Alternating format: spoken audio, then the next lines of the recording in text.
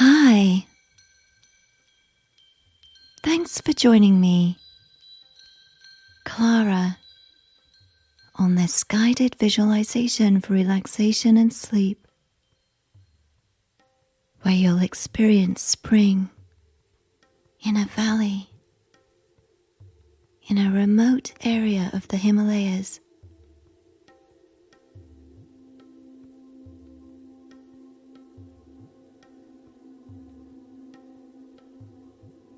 Before the sleep story begins, I'd like to take a few moments for a simple breathing exercise to help with relaxation. Find your favorite comfortable place. Whether lying or sitting down, ensure your spine is straight and the room is dark or has lowered lights.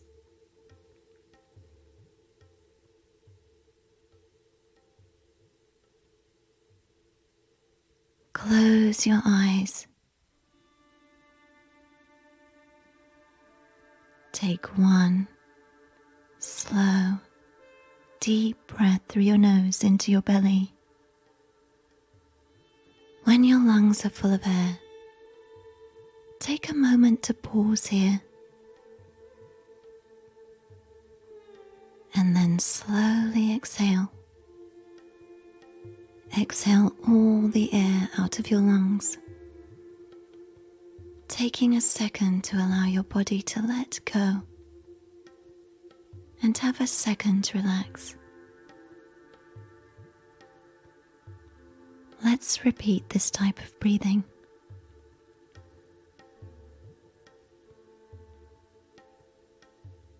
Slowly inhale into your belly. Pause. Then slowly exhale,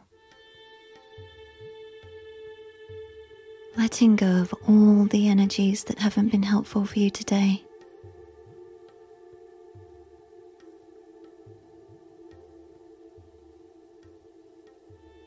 This calming breath work is one of the best ways to help relax.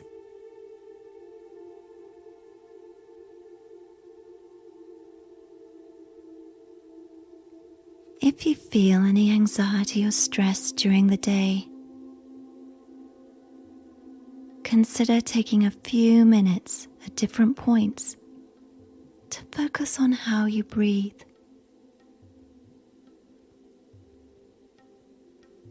If you practice this breathing method, you can expect better sleep, concentration, and exercise, which is beneficial for your spirit or soul.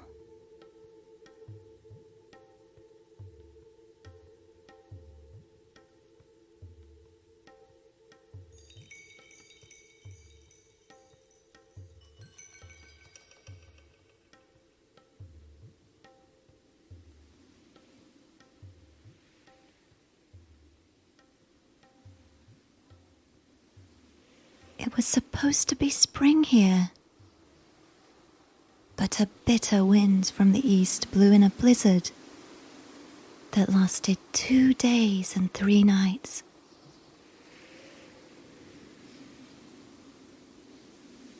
Fortunately, just as the storm started, you reached a small inn at the end of the mountain pass.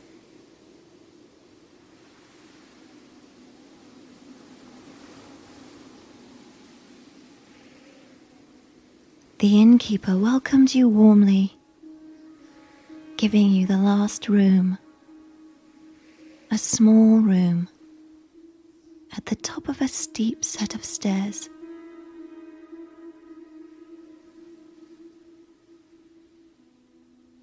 From the window, you watched as the mountain range became completely obscured by a whiteout of snow.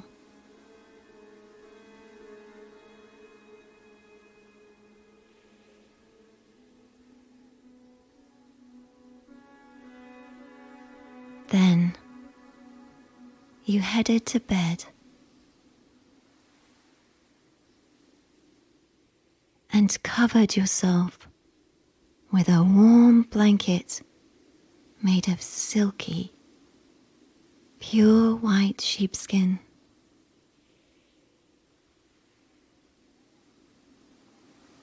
You slept soundly, exhausted by days and days of walking on the trail, and lulled by the winds outside, raging and buffeting the walls.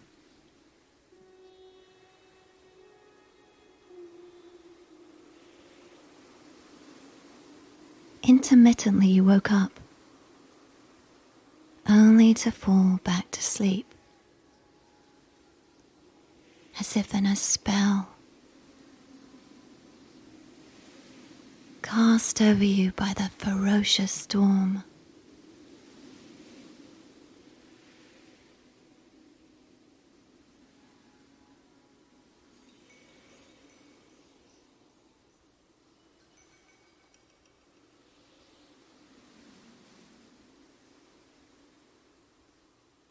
So here you are, 2 days later, waking up completely refreshed.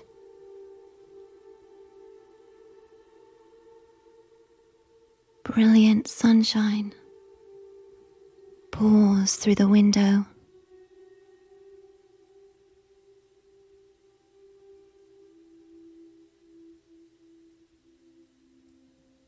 You toss the heavy cover aside and walk over the soft Indian rug to the window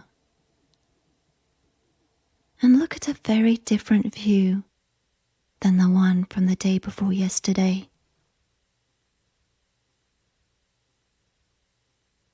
The morning sunlight filters through the clouds to highlight distant mountain peaks covered by luminous snow, touching the sky, and glaciers rising beyond.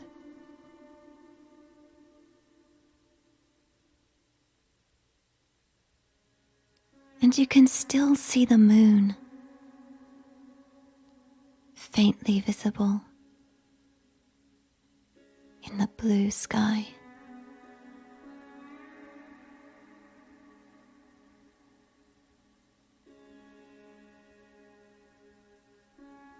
Gazing at the landscape inspires you to move on. Go further and explore.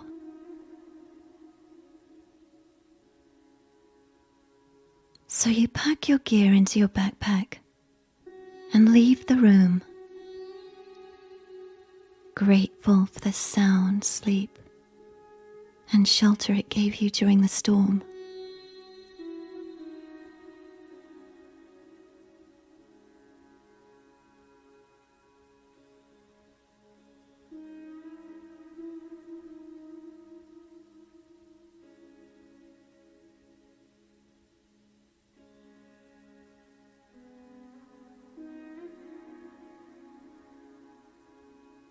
When you walk downstairs, the kind people who run the Rising Sun Inn welcome you and tease you about how long you slept. You joke back that the room cast a magic sleeping spell on you.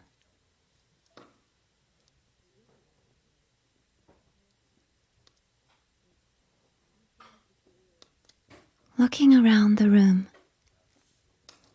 you notice all the candles in the kitchen have burned down into waxy puddles. But a warm fire crackles in the hearth, and the delicious aroma of breakfast in the air makes you hungry.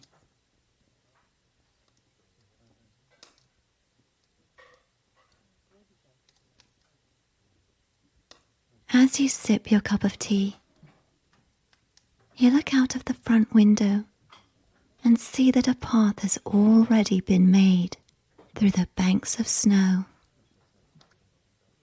and that a group of 3 yaks is moving along it, with bells around their necks, loaded with packs of supplies.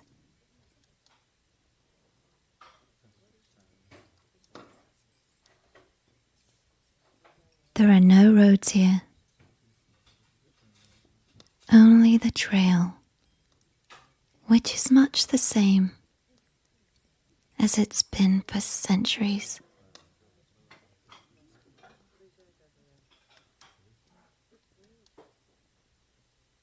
The inn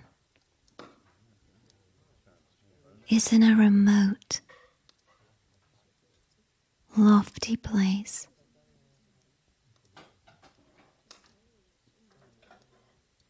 And the high altitude gives you a slight feeling of lightheadedness, even though you've acclimatized yourself during the time you've spent hiking here.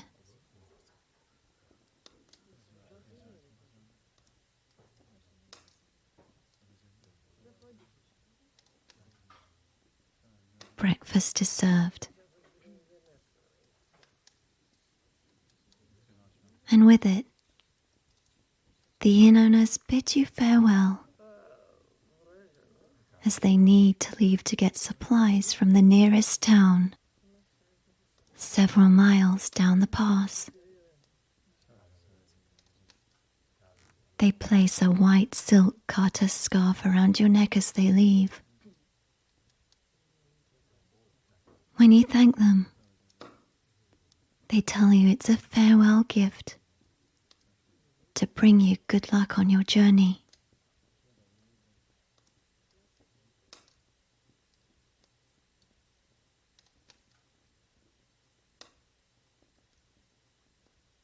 The inn seems empty when they've left.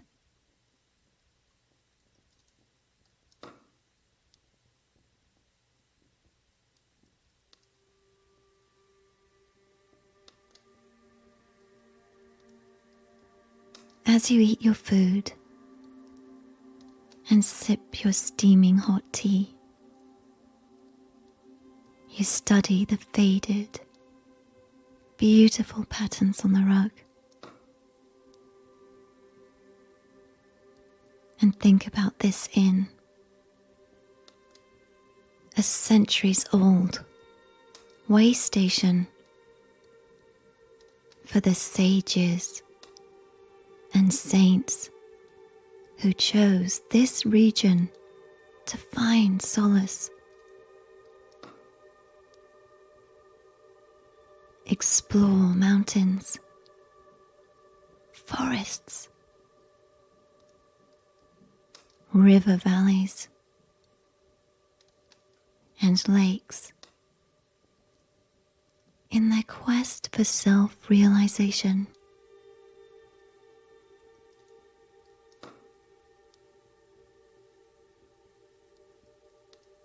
One of them was Bhagwan Swaminarayan, who left home at 11 and embarked on a 7-year spiritual journey across India, spending 3 years in the Himalayas.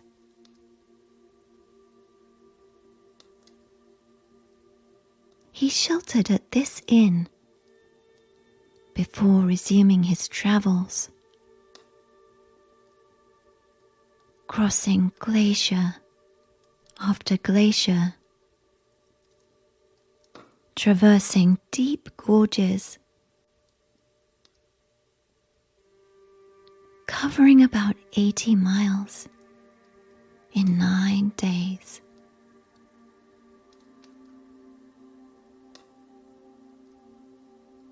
He navigated this rugged, high country without maps, food or money, wearing nothing but a loincloth around his waist, in temperatures that plunged way below zero.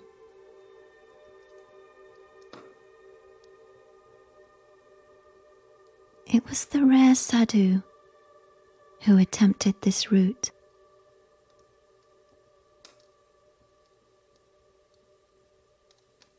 You're no sadhu, and are unsure what you seek here in these mountains,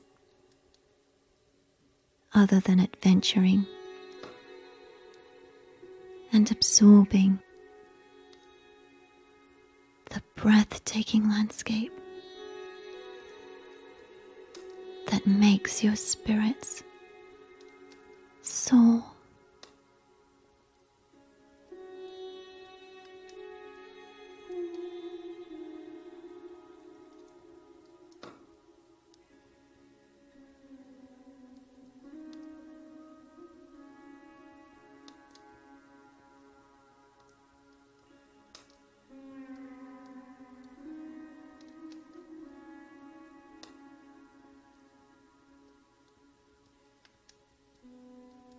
Before leaving, you attach a pair of crampons to the bottom of your boots to stop yourself from slipping on the ice and the snow, which still coats the fairly steep path.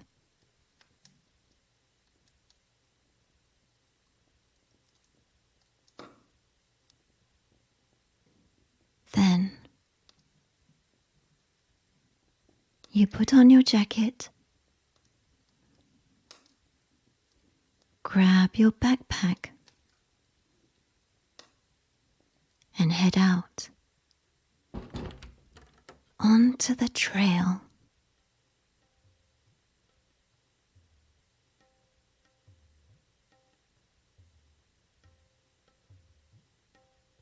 When you start walking,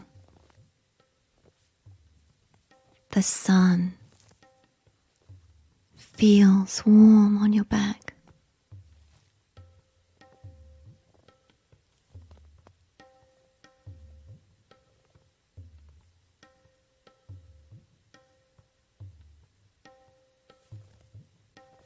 The narrow path winds through the mountain pass.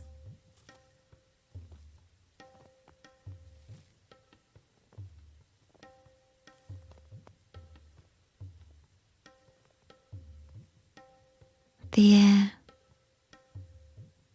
is crisp from the cold.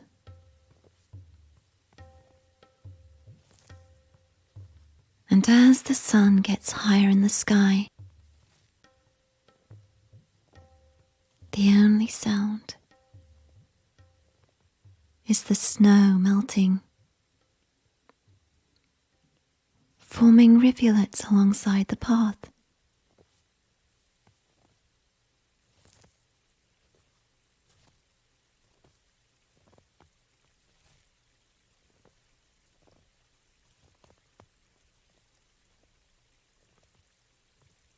The air at these lofty heights is crystal clear.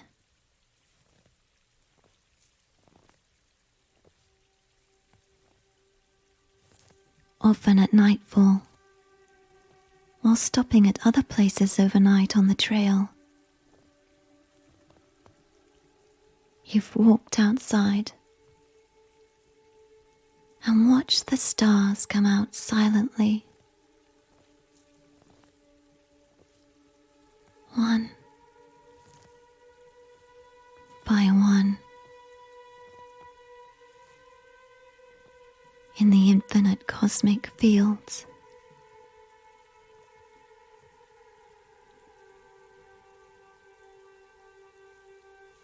They shine brighter here because of the altitude, far removed from any artificial light.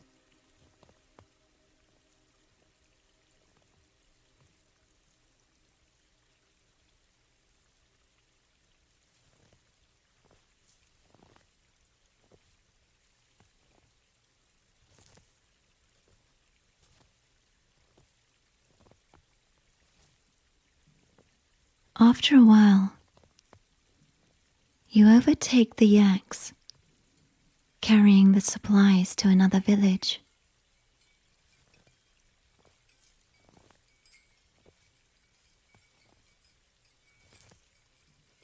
The yaks are stubby, covered with dense curtains of fur.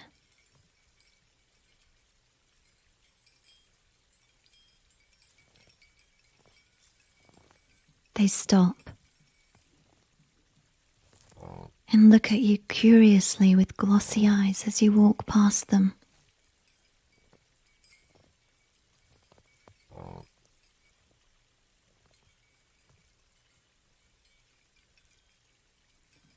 The herdsman is dressed in traditional gear and wears a beanie hat. He waves at you when you pass him.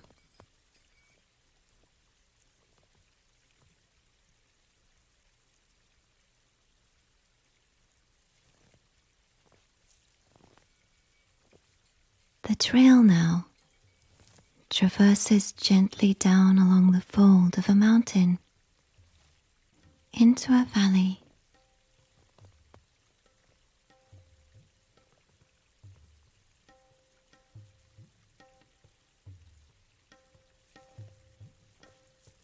The sun gets higher and it gets warmer. And as you walk along,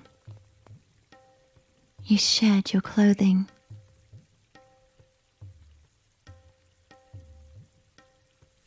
Your coat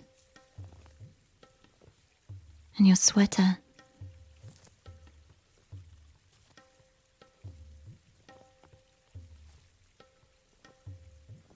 And you have to stop several times to put clothes inside your backpack.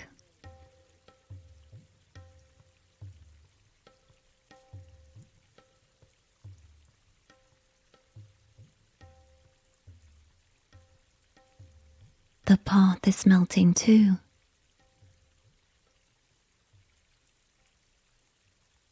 So it's time to stop and remove the crampons from your boots.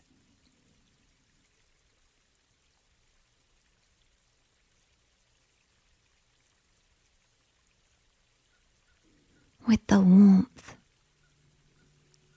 and the thaw, you notice a shift in yourself.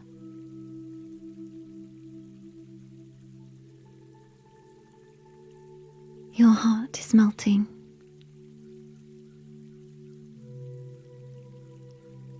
And with each footstep, your spirit incrementally feels lighter.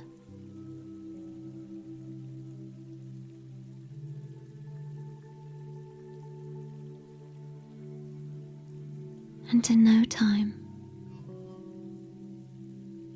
you feel a powerful change has occurred within yourself.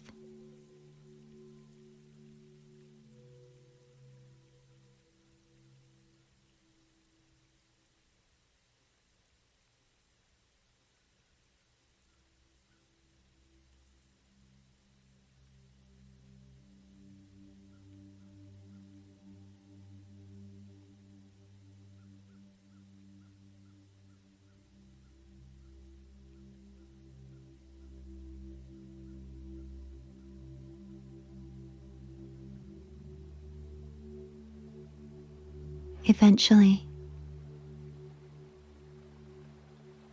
you find yourself walking beside a crystal clear river.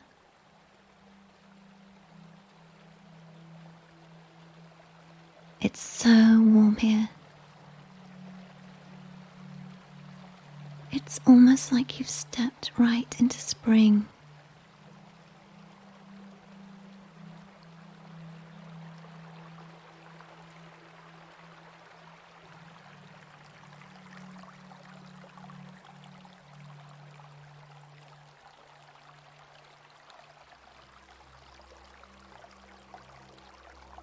Up ahead is a footbridge crossing the river.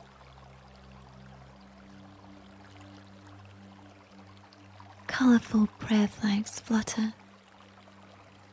in the refreshing breeze from the cold mountain water.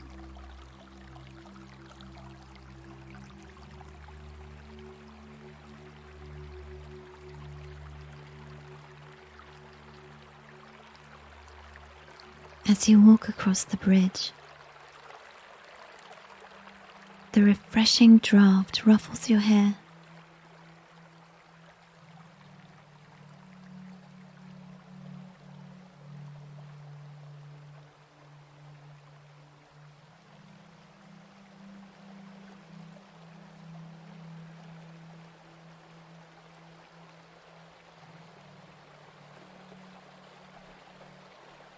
On the other side of the river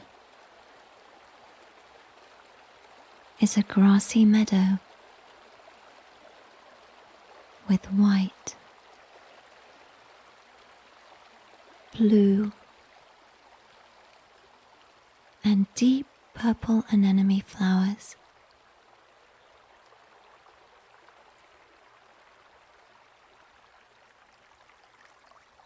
Spring has arrived at this valley.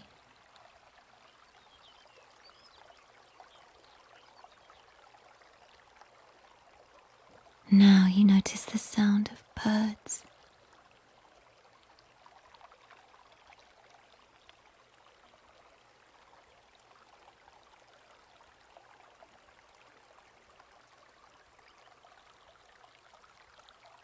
Everything has woken up from the long winter and is alive.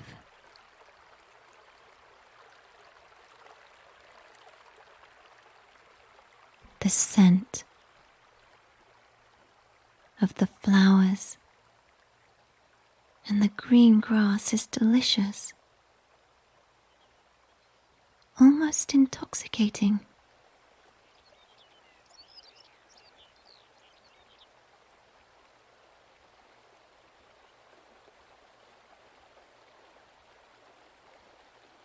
The path continues across the field towards the next mountain range, which is still covered with snow.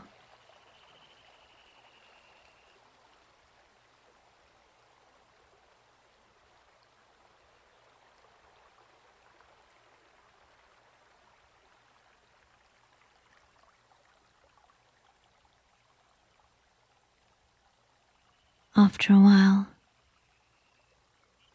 the combination of warm sunshine, the sounds of life, and the fragrance of the flowers overcome you.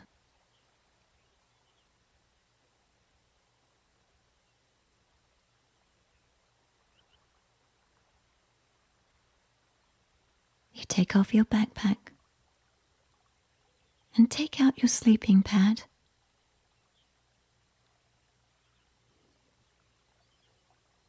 Using your pack as a pillow, you lie down and look at the clear blue sky and the fluffy clouds forming above the high snow-covered peaks.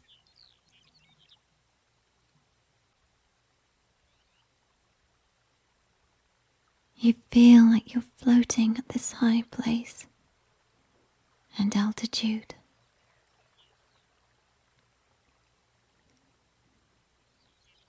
So you close your eyes and drift off to sleep.